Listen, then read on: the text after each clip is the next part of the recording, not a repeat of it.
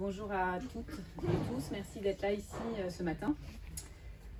Je vais d'abord un peu introduire pourquoi nous sommes ici et ce que nous faisons.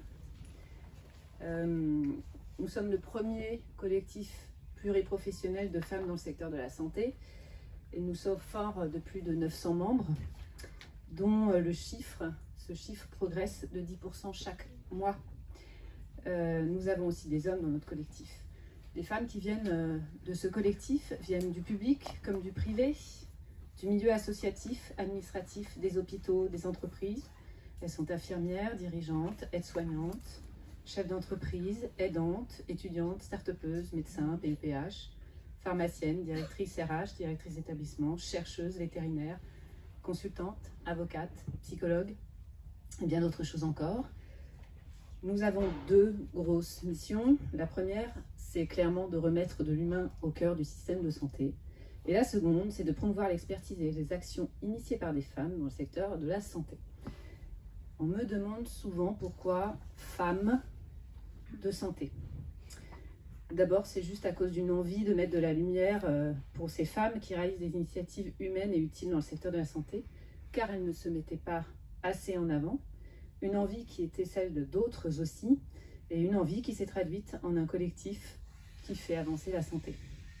Ensuite, à cause d'une simple inégalité de genre, comme disent certains, et si cela semble irréaliste en 2021 dans un secteur comme le nôtre, les chiffres sont bien là, hélas. Parmi les 1000 personnes les plus médiatisées en France en 2019, 17,9% seulement étaient des femmes, 28% seulement des nominations de PUPH sont des femmes, et le rapport du CSA épingle la santé dans la représentation à l'antenne des femmes en tant qu'expertes. Enfin, votre présence aujourd'hui prouve que la volonté d'avancer, le besoin de reconnaissance et le sentiment d'appartenance sont bien réels. Femmes de santé, donc, mais nous ne croyons pas du tout à la stigmatisation des genres et encore moins à la réparation d'une inégalité en créant une autre. Et c'est pour ça que le collectif est bien évidemment ouvert aux hommes qui partagent les valeurs du collectif.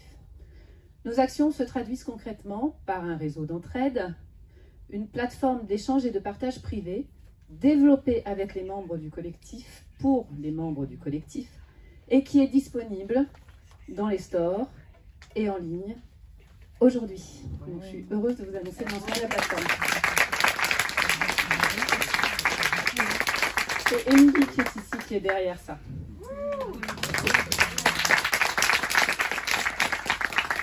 C'est donc un lancement que je vous annonce et c'est aussi, Femmes de santé, des publications grâce à des partenariats que nous sommes en train de montrer avec One Health Media, des podcasts en partenariat avec Medcheck Studio, des formations à tarifs négociés, des événements de networking, des rencontres avec des femmes inspirantes, une charte d'engagement pour plus de visibilité des femmes en position d'expertes, signée par plus de 318 personnes morales et physiques. Donc si vous ne l'avez pas signé, je vous invite à la signer. Et une liste d'expertes publiées en ligne qui sont prêtes à intervenir sur les plateaux télé, radio et dans les colloques. Mais nous ne nous arrêterons pas là. Les membres du collectif souhaitent participer activement à l'avancée de la santé, elles nous le disent, elles nous le répètent, et à la réforme du système de santé. Elles souhaitent mettre en place des groupes de travail pour émettre des avis, des recommandations et mettre en avant des solutions de manière concertée pour avancer plus vite et mieux, avoir une vision éclairée par différents prismes puisque nous sommes pluridisciplinaires. Pour cela, nous voulons mettre en place dès que possible, c'est-à-dire dès que nous aurons des donateurs et des mécènes, un fonds de dotation opérationnelle qui portera le think tank Femmes de santé. En attendant, je suis heureuse de vous présenter les femmes du comité d'organisation qui sont toujours derrière Femmes de santé. Marie Tubeuf-Lux, Patricia Ascensi-Ferré, Pauline Derrien, Emmanuelle Piergat qui est à distance, Isabelle Usan aussi, Anne Schweighofer, Isabelle de Cugnac, Claire Portefait, Cécile Breton, Éline Dupont-Legoin. Et on n'oublie pas Béate Barthès, qui est membre honoraire, mais qui est venue aujourd'hui nous soutenir. Alors, les partenaires, je remercie d'abord l'équipe d'Ashkine, Margot, Émilie et Justine, qui portent le collectif depuis le début et qui ont organisé cet événement, alors qu'en parallèle, on est en train de développer notre offre de conseil en communication de l'égalité des genres et en innovation santé. Donc vous imaginez un peu, on fait tout en même temps. Le groupe Pasteur Mutualité qui nous a hébergés dans la Villa M, qui n'est pas encore inaugurée et qui a un splendide décor fait par Stark. Donc on les remercie parce qu'ils nous ont prêté les locaux pour le tournage. One Health Media, donc, qui est notre partenaire depuis le début. Viatrice qui a financé le tournage. Et enfin, le village Baïséa qui nous accueille aujourd'hui et grâce à qui on a aussi la salle là-haut. Et puis un grand merci à Nicolas Prost, le réalisateur de tous les films que vous allez voir au fil de l'eau et de celui d'aujourd'hui, pour sa créativité, son respect, sa délicatesse et sa diligence. Dernier point, si vous avez envie de relayer cet événement sur les réseaux sociaux, le hashtag c'est Femmes de Santé sans accent avec un S. Et puis si vous voulez en savoir plus et pour qu'on ait plus d'impact, vous pouvez évidemment relayer nos messages et vous pouvez aller sur www.femmesdesanté.fr. Et maintenant, place au film de Révélation.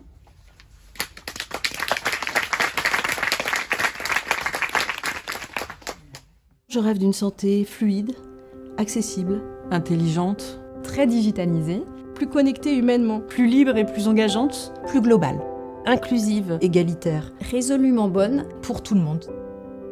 Et il y a beaucoup de travail à faire, beaucoup. Je suis pharmacien de formation et j'ai été touchée par un cancer du sein à 39 ans et c'est ça qui a fait basculer, on va dire, mon projet de vie et mon projet d'association. Notre projet, c'est de proposer des réseaux sociaux qui permettent de faciliter le quotidien des patients et des proches face à l'épreuve du cancer. Ce sont des réseaux sociaux privés. On peut donc accéder par un site, une application mobile, quel que soit le lieu de vie, quelle que soit l'étape dans la maladie. D'aide-soignante à infirmière, j'ai invité beaucoup de recherches dans mon métier. J'y ai découvert le travail en équipe, l'envie d'apprendre. Et aujourd'hui, je suis directrice des soins au Centre de lutte contre le cancer à Lyon. Mon projet, c'est permettre aux patients atteints de cancer d'avoir leur traitement d'immunothérapie à domicile au lieu de venir à l'hôpital toutes les 3 semaines et y passer 4 heures. Je suis infirmière de formation, j'ai travaillé à l'hôpital et à domicile et je suis aujourd'hui cofondatrice de Libéraux. Nous développons des solutions digitales pour mobiliser rapidement des infirmiers, des kinés pour des soins à domicile, des campagnes de vaccination ou de prévention partout en France. Je suis médecin psychiatre, maman, psychiatre dans une clinique, psychiatre en hôpital, psychiatre en cabinet et enfin entrepreneur dans la santé. Mon projet, c'est Mon Sherpa. C'est une application en santé mentale sous forme d'un chatbot qui va accompagner toutes les personnes en souffrance psychologique. Mon parcours, d'abord linéaire, 15 ans d'expérience professionnelle dans le monde de la banque privée, et puis un parcours à rebondissement entre voyage, irruption du cancer à 37 ans enceinte de mon 3e enfant, un changement de carrière professionnelle et puis finalement la création de Simainomi. C'est une association qui donne la parole à ceux qui font face à l'épreuve du cancer. Il s'agit des malades, il s'agit aussi des aidants et des soignants. Notre objectif, c'est vraiment de briser le tabou qu'il y a autour du cancer. Mon parcours, c'est énormément de détermination, énormément d'envie de faire avancer les choses. Dans le domaine du surpoids et de l'obésité, une envie d'aider, d'armer les gens, de leur donner la connaissance pour qu'ils puissent œuvrer pour eux, pour leur bien-être, pour leur estime, pour leur santé et celle de leurs enfants. Je suis née au Liban, j'ai fait mes études de médecine à Paris et aujourd'hui je suis gynécologue obstétricienne. Mon projet, c'est la Maison des femmes de Saint-Denis, un lieu unique qui accueille les femmes victimes de violences et qui leur offre tous les professionnels dont elles pourraient avoir besoin. Je suis docteur en pharmacie, j'ai passé 17 ans dans l'industrie pharmaceutique, j'ai créé il y a 12 ans ACS, Agence Conseil Santé, et depuis 6 ans, cofondatrice de l'association SPS. Nous accompagnons psychologiquement tous les professionnels de la santé pour garantir une meilleure qualité des soins. Nous avons créé la Maison des soignants, un lieu dédié à Paris pour se soigner. s'informer, se ressourcer pour garantir leur mieux-être. Je suis cardiologue, médecin vasculaire au CHU de Lille depuis presque 35 ans maintenant. Agir pour le cœur des femmes est un fonds de dotation dont l'ambition est de sauver la vie de 10 000 femmes à 5 ans autour de 3 actions prioritaires: alerter, anticiper, agir sur les spécificités du risque cardiovasculaire de la femme et l'impact de leur vie hormonale. J'ai été très longtemps éditrice dans le domaine de la prévention des jeunes et du développement durable, 30 ans et aidante. Et aujourd'hui, je suis membre du collectif Je t'aide et nouvellement nommée au Conseil économique, social et environnemental. La Compagnie des aidants, c'est un réseau social d'entraide et d'échange, une plateforme de formation en ligne et une tournée avec notre caravane Tous aidants. Chaque année, nous sillonnons la France. Alors, mon parcours est une suite d'événements, de situations pour lesquelles je ne pouvais répondre que présente. J'ai fondé Juris Santé qui propose gratuitement un accompagnement juridique personnalisé ainsi qu'un accompagnement socio-professionnel et du coaching aux patients et aux proches aidants. Je suis médecin, gériatre et urgentiste. Les technologies du Seigneur sont mon domaine d'expertise. Offrir une veille médicale et médico-sociale à nos patients 24 heures sur 24, 7 jours sur 7, servis par des dispositifs personnalisés, connectés à domicile, une plateforme intelligente, des professionnels de santé attentionnés, multidisciplinaires experts, qui accompagnent votre parcours de soins, soulagent les aidants, les professionnels de santé souvent surchargés au domicile. Je suis médecin de formation, j'ai commencé par une activité de soins et puis je suis actuellement chercheur de façon exclusive et directrice de recherche à l'INSERM. Mon projet, c'est l'étude en France, donc une étude nationale des morts maternelles, c'est-à-dire les femmes qui meurent pendant leur grossesse, ou pendant l'accouchement ou pendant les suites. Et l'objectif est de comprendre pourquoi elles meurent, quelles sont les raisons qui ont amené à ça, quels sont les dysfonctionnements au sens large du système de soins, de façon à les corriger, et par cela améliorer la santé des femmes en prévenant non seulement ces décès, mais toutes les autres complications qui n'aboutissent pas forcément au décès, mais qui relèvent des mêmes problèmes.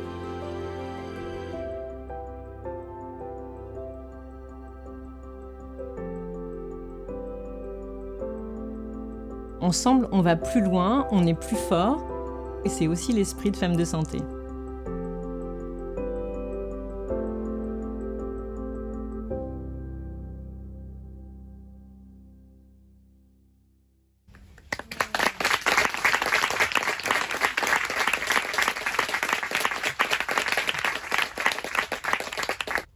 Bon, je suis un peu émue, il n'y a pas que moi apparemment. Donc la table ronde, vous en avez vu le thème, je vais vous l'introduire et je vais, pendant mon introduction, appeler Dominique Thierry, Anne-Sophie Joly, Catherine Cornibert et Luz à venir nous rejoindre sur scène. Et en attendant, je vais introduire cette table ronde.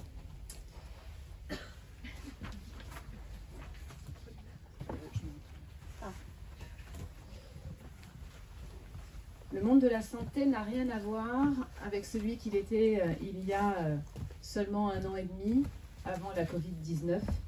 Et cette crise sanitaire sans précédent a permis au moins une chose, elle a accéléré les changements organisationnels et les façons de travailler dans le secteur de la santé, et elle a favorisé l'innovation numérique et la transversalité. Parlons de cette transversalité. Nous avons tous rêvé, nous, les actrices et les acteurs de santé, de décloisonner la santé, car nous savons que l'abolition des frontières interprofessionnelles, intermaladies, inter-institutions, entre les mondes publics, associatifs et privés à but lucratif, l'abolition des frontières, donc, est indispensable devant la venue de nouvelles pathologies liées à l'environnement, devant le vieillissement de la population, devant les pandémies d'un côté, et devant les progrès biotechnologiques, médicaux, algorithmiques et digitaux d'un autre côté. Cette transversalité fluide est indispensable, certes, mais l'assouplissement de la rigidité verticale qui existe, voire qui régit notre secteur professionnel, l'est tout autant. Nous rêvons toutes d'une santé où les professionnels côtoient les aidants, les proches, les patients, décisionnaires de leur santé. Et nous y arrivons à petits pas, trop lentement hélas, grâce aux instances de démocratie sanitaire, aux missions ministérielles confiées aux patients experts et aux prises de position fortes de ces derniers. Nous voyons aussi aujourd'hui que les croyances prévalent parfois, croyances dans les fake news, croyances dans des prétendus sachants, alors que les décisions pour sa propre santé doivent plus que jamais aujourd'hui être éclairées par l'éducation, la connaissance, l'accompagnement, la communication, le respect.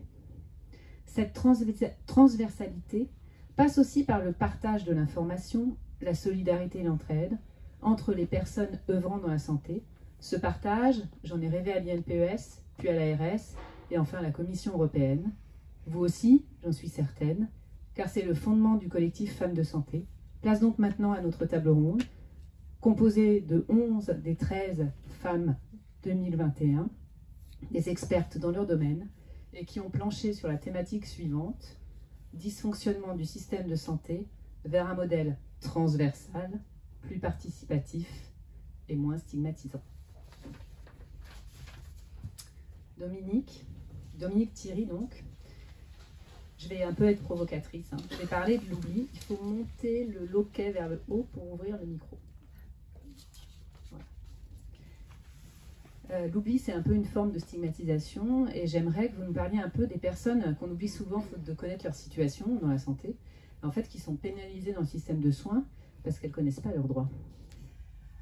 Alors moi, je ne parlerai pas vraiment d'oubli, je parlerai plutôt de méconnaissance de ces droits, de difficulté d'accès aux droits, parce que le droit, en principe, à partir du moment où il se saisit de quelque chose, le droit existe, quelle que soit la situation de la personne.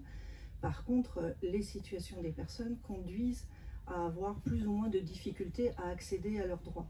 Donc aujourd'hui, paradoxalement, c'est peut-être actuellement qu'on a le plus d'informations sur ces droits. Si on va sur Internet, qu'on tape n'importe quoi, pension d'invalidité, indemnité journalière, quelle que soit la demande qu'on va faire, on va avoir pléthore de réponses. Mais encore faut-il arriver à appréhender ces réponses, à les trier, parce que pléthore de réponses, ça veut dire des réponses fiables, mais aussi, vous l'avez évoqué là tout à l'heure, des fake news, ou des choses qui ne sont plus d'actualité, mais si on n'est pas un spécialiste dans le domaine, on ne sait pas que cette loi-là, elle est plus valable, ou qu'il y a une nouvelle loi qui est passée, qu'il y a de nouveaux dispositifs d'aide qui ont été mis en place, donc effectivement on peut passer à côté. Après, il ne faut pas oublier qu'il y a potentiellement une fracture, enfin possiblement une fracture numérique qui peut se mettre en place. Tout le monde n'a pas accès à Internet, au réseau, enfin... il peut y avoir des difficultés. Il y a d'une part quand même encore en France des personnes qui sont illettrées, donc qui n'auront pas accès à l'information écrite. Et puis il y a l'électronisme aussi qu'il faut prendre en compte, avec des personnes qui, pour des raisons diverses ou variées, n'auront pas accès aux informations via Internet. Et enfin, très très important je pense, c'est une chose d'avoir des réponses écrites, c'est une chose d'être dans l'humain. Dans l'humain, ça veut dire avoir un contact, avoir quelqu'un qui va décrypter, qui va donner une réponse extrêmement personnalisée, qui va pouvoir agréger les différentes choses, réfléchir et voir qu'est-ce qui vous concerne vous. Parce qu'en droit, malheureusement, on a souvent la règle, et puis le petit A, le petit B, le petit C, le petit D, et j'en passe. Donc voilà, donc remettre de l'humain, c'est un petit peu ce qui se passe, moi je trouve, actuellement, et qu'il faut développer. Les structures de proximité sont extrêmement importantes. Des projets comme celui que mène Banlieue Santé, avec le fait d'aller vers, oui, je termine avec ça, aller vers au lieu d'attendre que les personnes viennent, c'est extrêmement important à mon sens. Donc remettre de l'humain dans le droit, c'est bien aussi. Merci beaucoup. Merci. Alors ce sont des speed table ronde, hein, donc on est désolé, c'est pas des speed meetings, mais c'est à peu près ça. Anne-Sophie Joly. Quand la maladie elle-même est stigmatisée, donc là on est vraiment dans le tabou et la stigmatisation pour cette table ronde, Vous venez de m'expliquer, quand on préparait cette table ronde, que l'obésité n'est pas référencée comme maladie, ce qui nous paraît juste étonnant. Et vous venez de vous voir confier par le ministère de la Santé l'animation d'un groupe de travail dans le cadre du plan national nutrition santé 4. Est-ce que vous pouvez m'expliquer ce qui se passe un peu autour de l'obésité, sur cette non-reconnaissance de cette maladie et donc la stigmatisation des personnes obèses? Je pense qu'on représente ce que les gens ne veulent pas être. Puis alors c'est visible, hein. C'est visible, mais en fait j'ai toujours tendance à dire on est des gros marshmallows qui débordent d'amour et je pense que ça fait peur en fait de recevoir un petit peu d'amour. Mais pourtant ça fait du bien. L'obésité elle n'est pas reconnue en France, elle est reconnue par l'OMS depuis 1997. Sur l'Europe il y a le Portugal qui l'a reconnue depuis très longtemps.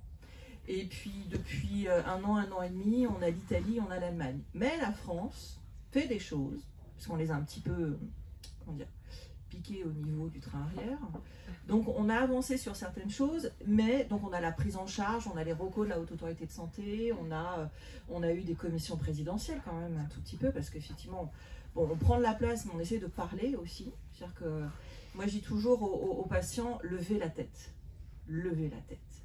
Parce que, alors je ne veux pas prendre le slogan d'une marque très connue, on le vaut bien. Nous aussi. Bon, on essaye. Mais au niveau de l'obésité, on a beaucoup de stigmatisation. La stigmatisation déjà chez les soignants. Parce qu'il y a des soignants qui vous disent, au détour d'un couloir, moi je veux pas soigner les gros, ça m'intéresse pas. Ça pue, ça comprend pas, c'est compliqué. C'est compliqué. Donc, mais au final, on a aussi besoin de bienveillance. Et aussi de l'égalité des soins. Donc c'est là où le collectif, le CNAO rentre en action, évidemment, parce qu'on est un petit peu ténueux, que c'est un combat qui doit se faire au niveau transversal, parce que c'est la prise en charge des soins, mais c'est aussi l'apport au niveau alimentaire. C'est-à-dire, on mange quoi?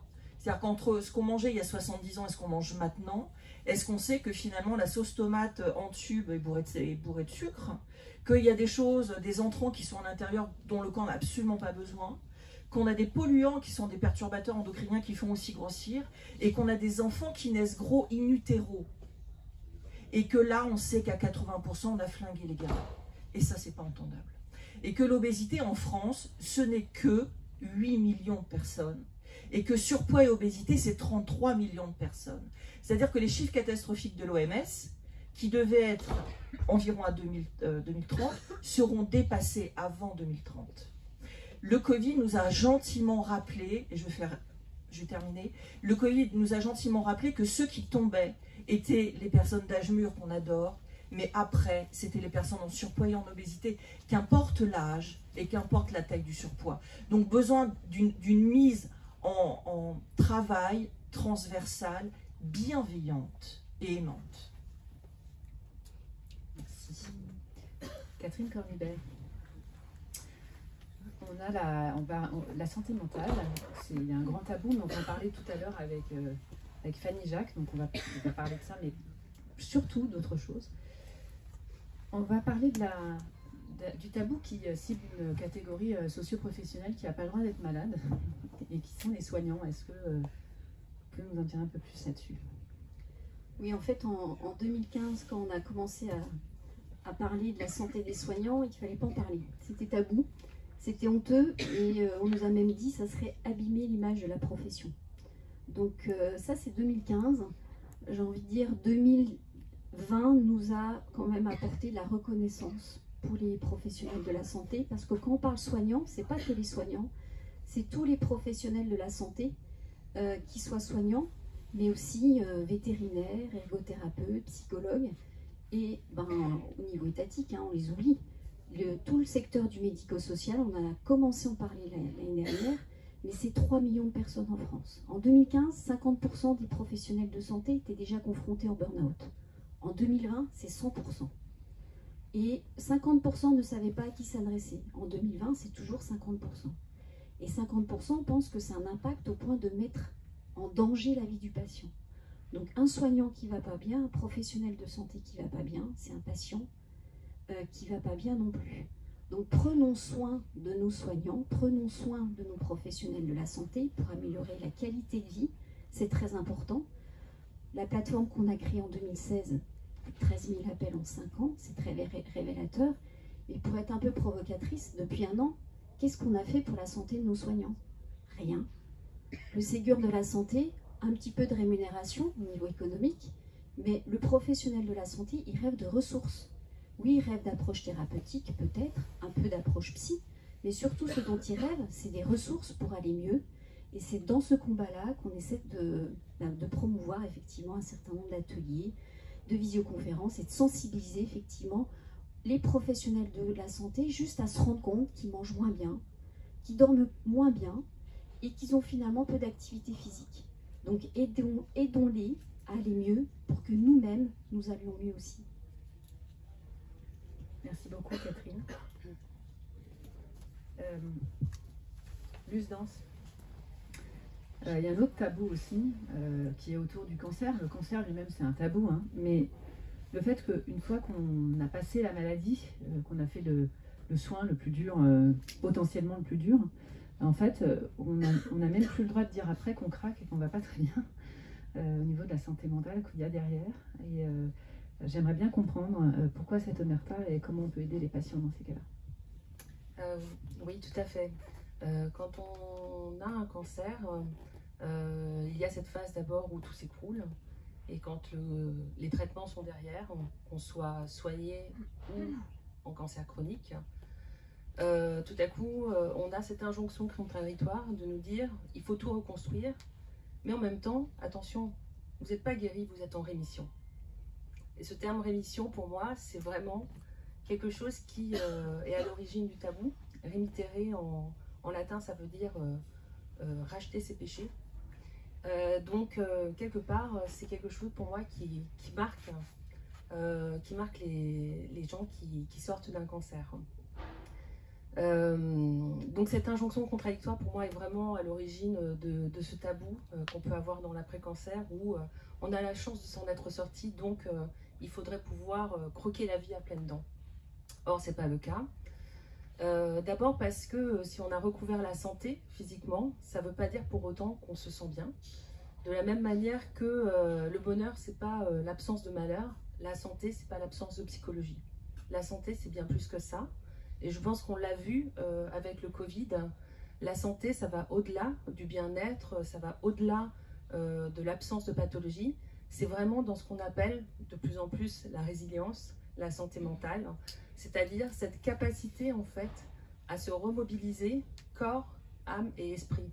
Donc c'est-à-dire à savoir après un cancer réinvestir son corps qui a été mis à mal, réinvestir sa sphère sociale, réinvestir son travail, réinvestir sa vie de mère, femme, surtout pour les personnes qui ont un cancer jeune, et il y en a de plus en plus. Et aussi construire cette capacité à aller plus loin, et à croire en ses projets et en tous les talents qu'on s'est découverts pendant la maladie. Donc je fais un petit retour sur l'association Simaniomi qui donne la parole aux personnes dans l'après-cancer. Et j'en profite donc pour vous montrer ce livre qui est donc édité par les éditions Maribé, qui est donc... on va dire, la substantifique moelle de 2 ans et demi de travail pour libérer la parole autour du cancer. Nous avons sur nos réseaux sociaux et sur notre site internet publié plus de 200 témoignages en 2 ans et demi. Et là, donc, il y a 100 témoignages qui sont compilés, qui vont, on l'espère, pouvoir redonner l'espoir à ceux qui sont dans la maladie ou qui en sortent, que l'on peut tout à fait se reconstruire et se redécouvrir de nouveaux talents après un cancer. Donc le livre s'intitule « Plus jamais seul face au cancer » et sera en librairie le 12 octobre. Merci. Alors, je vais vous demander de bien vouloir vous lever et céder la place à Christelle Galvez, et on peut vous applaudir Nada Achen et Catherine Bonnet. Alors, en préparant cette table ronde qui, vous vous en doutez, devait regrouper l'ensemble des valeurs de toutes ces femmes, alors en même temps, comme on les partage toutes ces valeurs, c'était pas compliqué de les trouver. Après, c'était plus compliqué d'organiser. Dans cette transversalité, cette stigmatisation, il y a aussi le fait de travailler ensemble. Donc l'humain au cœur de la transversalité, comment fait-on pour travailler et réunir des personnes qui viennent d'univers complètement différents? Christelle Galvez. Vous m'avez parlé de la solitude des acteurs de santé autour d'une prise en charge innovante. Est-ce que vous pouvez nous donner un peu les clés du succès et les freins que vous avez rencontrés pour mener à bien votre projet d'immunothérapie à domicile? Merci. En tout cas, merci. Je suis ravie d'être présente aujourd'hui. C'est un vrai challenge, effectivement, de donner envie, ou en tout cas de donner la parole à chacun et surtout de donner envie de s'écouter. Et je pense que ce qui a été clé de succès, en tout cas, ça a été beaucoup d'écoute et beaucoup de partage de valeurs. Et se mettre au clair sur des valeurs qu'on veut partager. Et c'était des valeurs qui gardent l'autonomie de chacun. Des valeurs qui aussi acceptent la différence de l'autre. Et de sa différence, en faire un atout, plus que quelque chose qui nous insécurise. Et donc, dans le travail, dans l'idée qu'on avait de pouvoir mettre tous les acteurs de la santé, aussi bien de la ville que de l'hôpital. Nous, dans un centre de lutte contre le cancer, on voulait travailler avec les infirmiers libéraux, les médecins traitants, et les rencontrer, comprendre quels étaient leurs enjeux, leurs contraintes, et après les faire se rencontrer, les faire travailler ensemble, les faire partager des valeurs. Ça a vraiment permis de sentir qu'on faisait équipe, et qu'on n'était pas juste le lien ville-hôpital, qui était parfois malheureusement un terme assez galvaudé maintenant. Peut-être que le seul frein qui était compliqué, ça a été définir un langage, ou en tout cas des lieux et des langages communs. C'est-à-dire comment on va se parler, comment on va prendre le temps aussi, ce fameux temps qu'on n'a jamais, comment le temps des soignants, le temps des acteurs de soins est précieux aussi de parfois juste être un pas de côté et se parler pour s'organiser, pour prendre le temps de se dire comment on veut travailler ensemble et qu'est-ce qui est entendable et qu'est-ce qui ne l'est pas. Donc c'était un plaisir aussi de voir la dynamique et la synergie puissante qui dégage un collectif qui a envie de faire ensemble. Et quel plaisir de voir que les patients, de ce fait, ils gagnent chaque jour. C'est forcément un collectif qui est dynamique et qui donne, qui englobe le patient, parce que le patient a envie de faire partie de cette équipe et nous faisons équipe avec lui. Merci. Merci beaucoup. Merci beaucoup pour ce témoignage. Alors, un autre type de personnes qui sont souvent stigmatisées, ce sont les femmes violentées, dont la situation est si complexe et si grave qu'elle nécessite un accompagnement particulier, global, transversal, Hada-Hatem. Comment vous faites le lien entre les acteurs pour ces femmes et pour qu'elles soient accompagnées comme il le faut pour elles? Et elles le sont. Pas souvent d'ailleurs. En fait, c'est comme toujours une question de coordination. C'est quelque chose qu'on a parfois du mal à faire dans la santé, puisque les gens ont des besoins très divers. Ils ont des organes différents, ils ont des problématiques différentes. Et le parti pris qu'on a choisi, c'est d'avoir un endroit, une maison, et dedans tout ce qu'il faut pour aller mieux. Donc ça va de la sage-femme, le médecin, la psychologue, le psychiatre, le sexologue, l'assistante sociale, la conseillère conjugale. Et puis, une fois qu'on a fait le point sur les besoins en santé somatique, psychique et les besoins sociaux, on peut aller encore plus loin vers les difficultés administratives, les difficultés juridiques, l'accès à des avocats, la possibilité de porter plainte. On a même des policiers une fois par semaine qui viennent prendre les plaintes de nos patientes.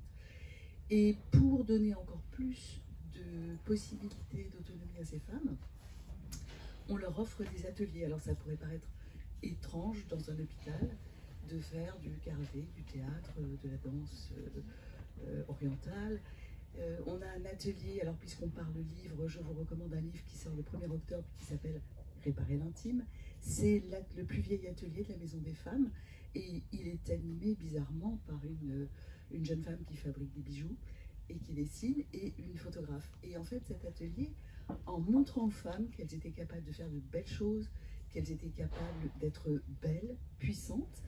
Et c'est très intéressant parce qu'on travaille sur leur image. Donc on fait une photo quand elles arrivent, elles sont toutes grises, toutes ternes, elles ont un bonnet jusque sur les yeux, elles sont comme ça ramassées.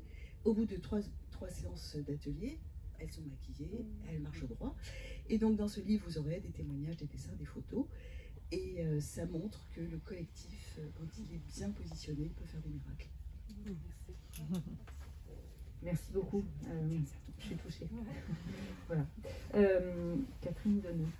Alors, dans vos recherches, on a compris très bien avec le film ce que vous faisiez, mais quand on a discuté toutes les deux, vous m'avez dit, en fait, on va aussi à la rencontre des équipes pour comprendre ce qui s'est passé, et parfois il y a erreur, voilà, parce qu'on sommes des humains, et du coup il y a de la culpabilité, il y a toute l'équipe qui est impactée, et donc comment on essaye comment on approche ça, et comment l'humain vient justement dans cette étude qui est pourtant une étude, et donc nous on s'imagine évidemment une étude épidémio où il n'y a pas d'humain, et en fait pas du tout. Étude épidémiologique dans tout ce qui est rébarbatif. Oui, donc on essaie de combattre effectivement cette approche. En fait, effectivement, on cherche les erreurs, mais on ne les appelle pas comme ça. L'idée est vraiment d'essayer de voir ce qui aurait pu fonctionner différemment et éviter cette issue fatale. Et donc, on préfère parler d'opportunités d'amélioration, d'occasions d'amélioration, parce que l'erreur est un terme qui est extrêmement culpabilisant pour les soignants. Et donc, il faut sortir de cette culture de l'erreur comme une punition, mais vraiment comme d'aller vers une culture de l'amélioration ensemble. Et cet aspect multidisciplinaire qui a été évoqué, il est fondamental dans cette approche, parce que souvent, en fait, les dysfonctionnements qui sont mis en évidence relèvent d'un défaut d'organisation collective, très souvent, plutôt que d'un défaut individuel.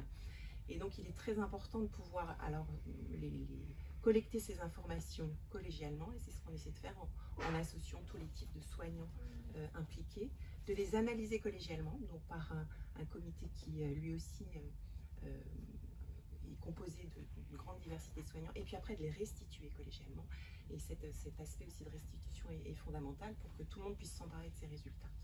Et ce qui est vraiment, je trouve, très frappant dans cette étude, qui est une étude, effectivement, une étude de recherche, c'est que quand on va vers les équipes pour enquêter sur ces cas de mort maternelle, qui sont toujours des cas dramatiques, extrêmement culpabilisants pour tout le monde, en fait, les gens sont très contents de parler. Ils ont besoin de partager à la fois professionnellement, mais humainement, et le faire collégialement, sentir qu'on peut s'éloigner de ce réflexe défensif quand il y a eu un problème comme ça, mais au contraire, dans un souci de partage, pouvoir se soulager individuellement et collectivement, mais aussi avancer par les informations qu'on va tirer de ce cas, est quelque chose d'extrêmement positif. Donc bien que ce soit des cas dramatiques, on en tire et on espère en tirer quelque chose de positif. Écoutez, je vous remercie beaucoup et je vais vous demander de retourner à vos places.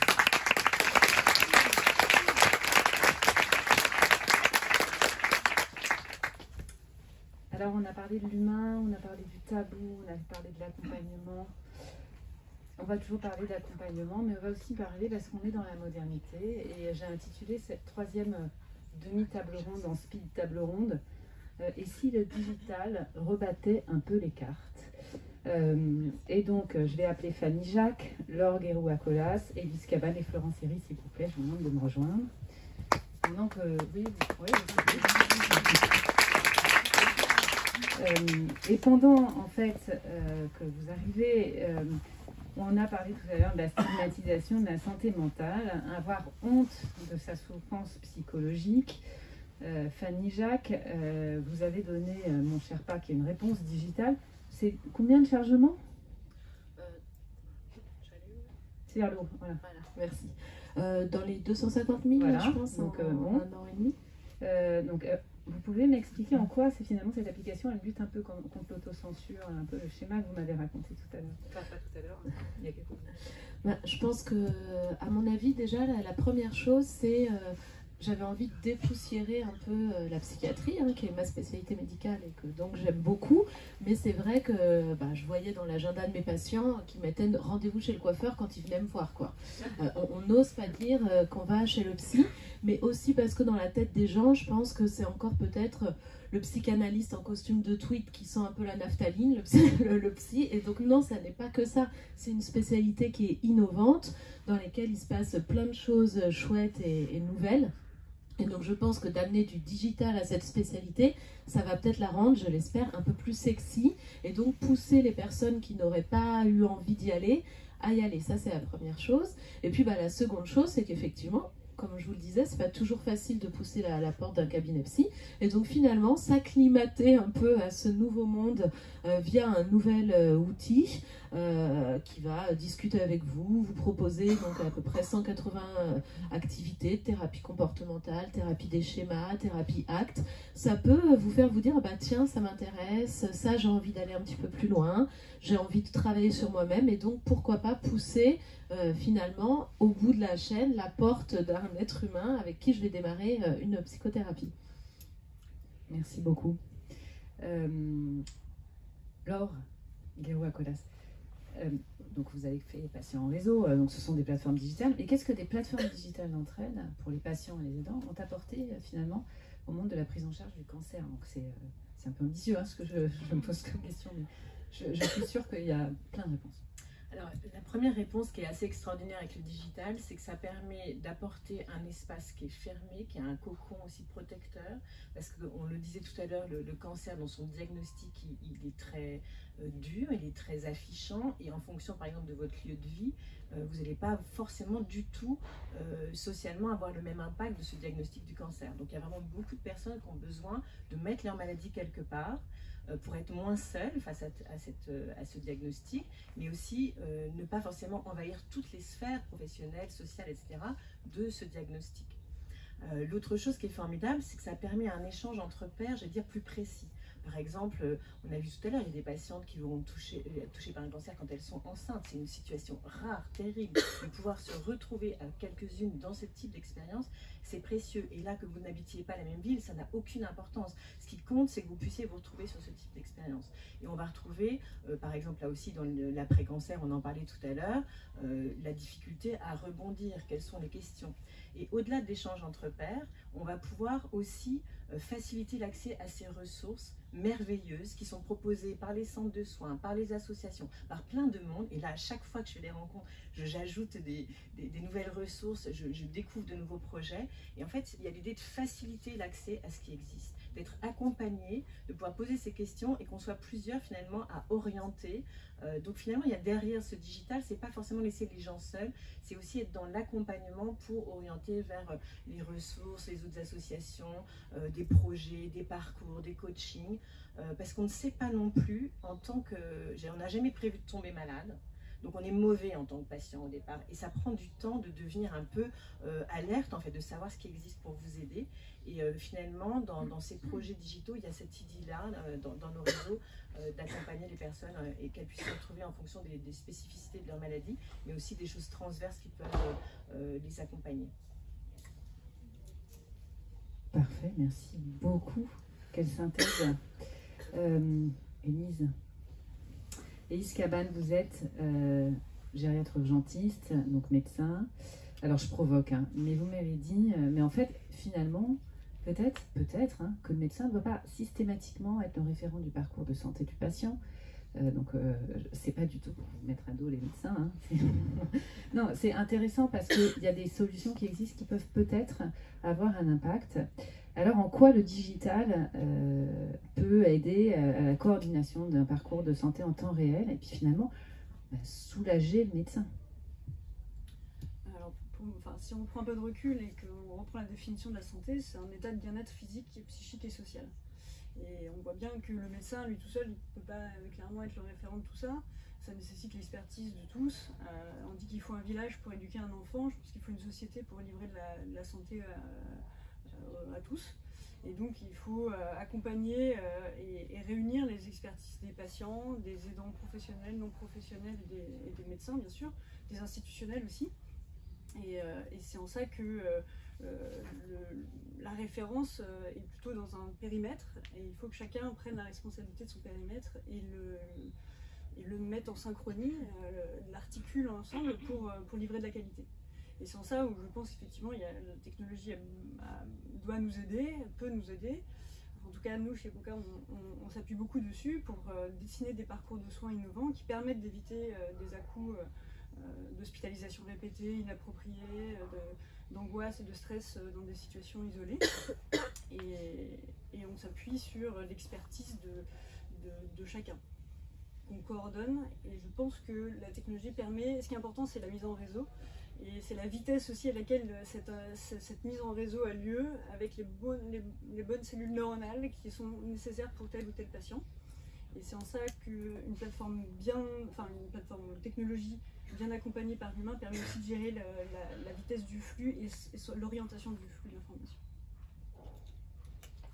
Alors je précise deux choses pour Alice Caban, pas comme elle s'amuse à faire un MIT en intelligence artificielle, et puis aussi ses patients contactent la plateforme en disant alors c'est Elise ou c'est Mariana aujourd'hui, donc voilà, c'est pas uniquement du digital.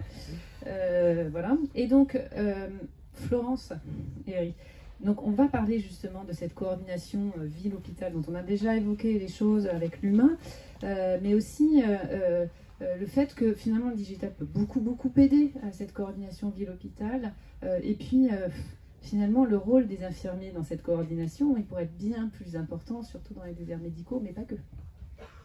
Oui, alors je pense qu'on a pas mal parlé de la coordination, Rada Hatem en a parlé également, et Christelle Galvez également sur le lien ville-hôpital qui est parfois un peu galvaudé, mais ce qui est sûr c'est que nous, notamment chez Libéraux, et on a bien vu dans l'accompagnement d'hôpitaux pendant la crise Covid, en fait, le digital a permis de décharger les professionnels hospitaliers de la charge déjà, la charge mentale et la charge de travail, d'organiser les soins et les flux patients.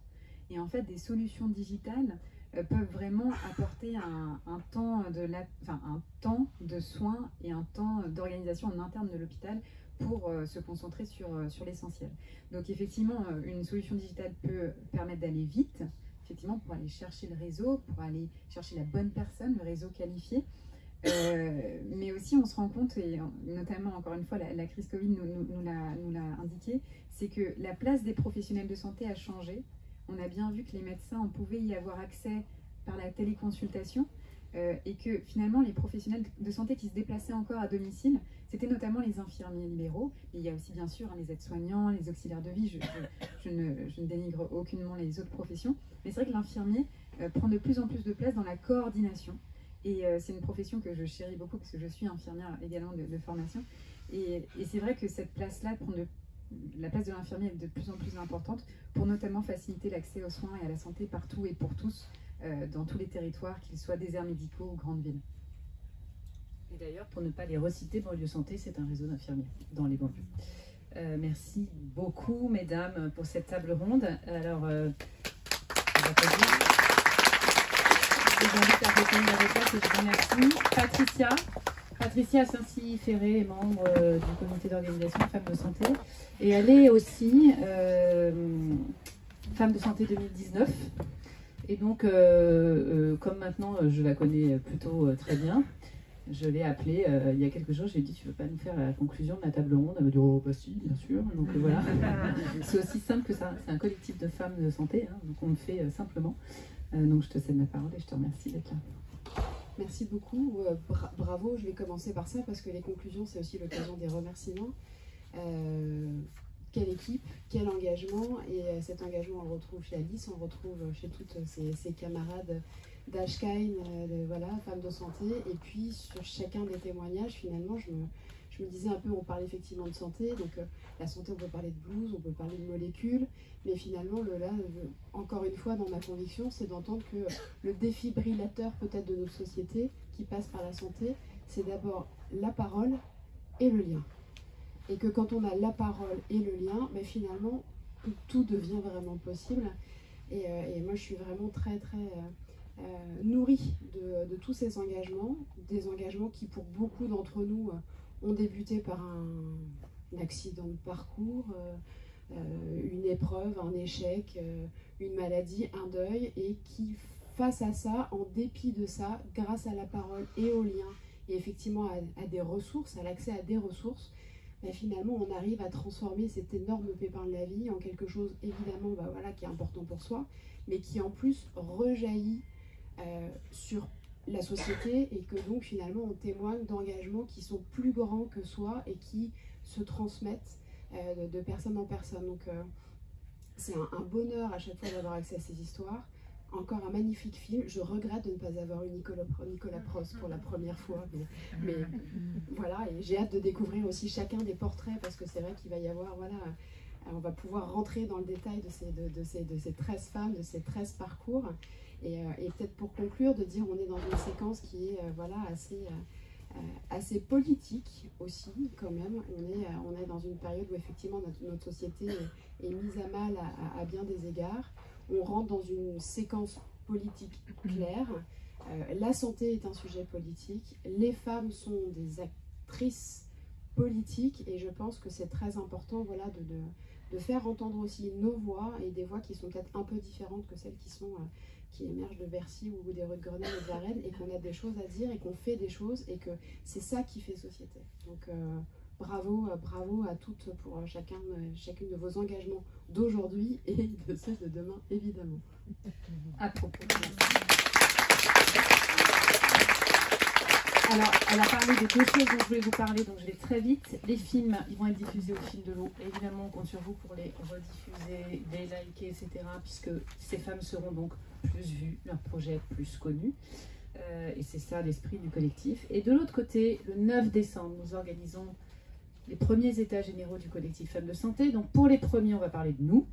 Pour les seconds, ou les deuxièmes, puisqu'il y en aura d'autres, on parlera sans doute d'une grande thématique liée à la santé. Mais les premiers, c'est la place de la femme dans le secteur professionnel de la santé. Ça fait plusieurs mois que le collectif planche dessus, en atelier.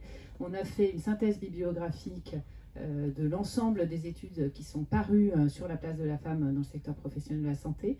On a trouvé 4 piliers, identifié 4 piliers qui étaient en partie responsables d'une inégalité de genre, parce que les résultats, vous vous en doutez, sont un peu édifiants. Et on travaille sur des solutions utiles, concrètes, peu coûteuses, à remettre justement aux présidentiables pour qu'ils tiennent compte des besoins des femmes dans le secteur professionnel de la santé au sens large. Voilà. Donc 9 décembre, venez, on a besoin de vous parce qu'on croit dans l'intelligence collective bien évidemment et pluridisciplinaire.